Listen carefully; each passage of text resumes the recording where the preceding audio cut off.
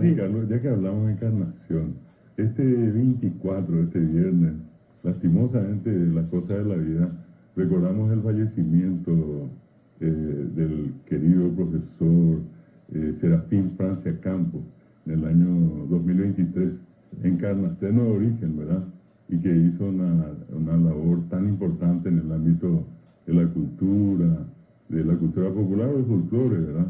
Y que por tantos años también condujo espacios en radio, en televisión, tuvo su página donde le escribía también en diarios. Y es simplemente recordarlo. Murió a los 87 años. Serafín Francia Campos, posiblemente uno de los mejores presentadores de grandes festivales.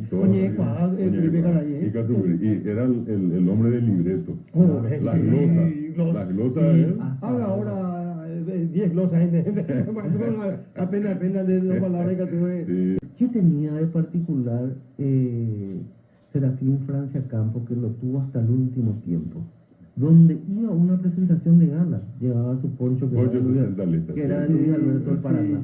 Sí, señor. Y un recuerdo al mencionarlo al profesor Francia Campos, a su esposa, la profesora María Elvira Martínez de Campos, que siempre también nos ve y nos escucha, así es que en la persona de ella un recuerdo grande al querido maestro Francia Campos.